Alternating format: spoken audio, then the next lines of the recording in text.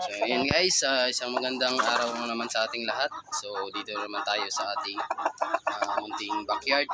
So tinanggal ko muna si Red dun sa breeding pen natin.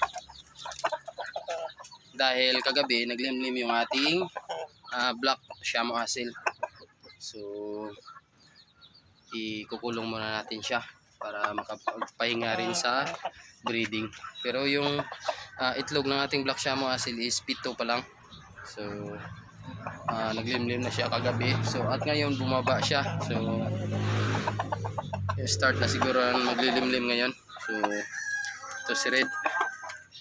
Yan. Yan yung ating broodcock. Yan guys oh. Yung ating broodcock. Yan. So palabas muna natin to. Kasama niya dito si Black Shamo Asil natin na roster. Hindi pa yun lumalaban.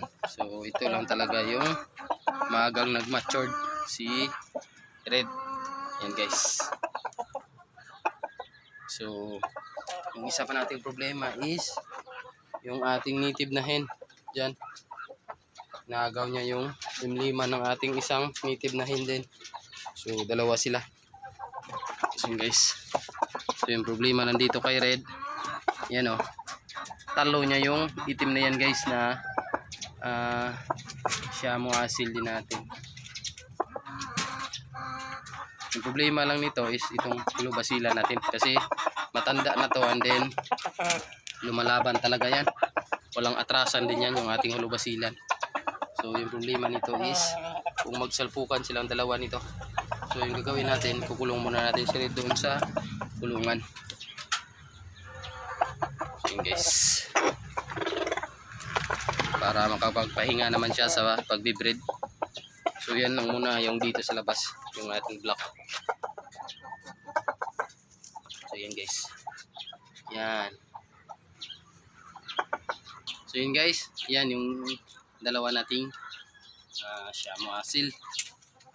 Yan. Yung isa hindi pa lumalaban yan guys, yung itim. Pero tong si Red na to, wala na tong sinusukuan guys. Laban ng laban na to. So yan. Yan yung isa natin guys. Oh. So, pinagala ko muna yan kasi parang malulumpo siya. So pinagala ko lang muna dito sa labas. Para ma-exercise niya yung kanyang paa. Yan.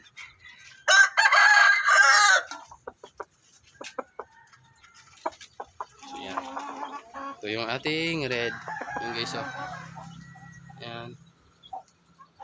Okay.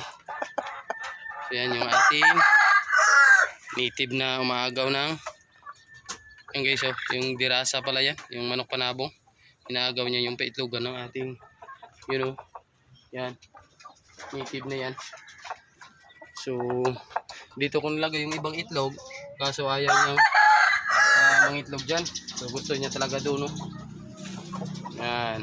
So yan yung problema natin dyan. Baka masira lang yung ibang itlog. Yan guys. So ito muna si Red. Yan. Yung Red natin. Yan guys. Yan si Red.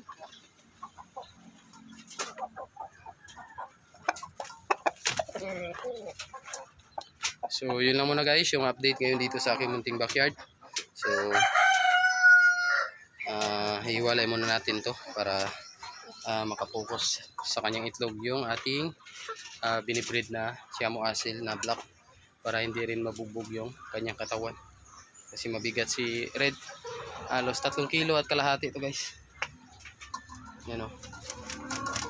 Yan. Binibreed natin. Yan si Red. Yan guys. So yun lang guys for today's vlog at maraming salamat at shout out pala sa inyong lahat. Kay GR Magsayo, kay Buhay Barrio, kay Manok ng Isulan. Ayan guys, shout out sa inyong lahat at good morning.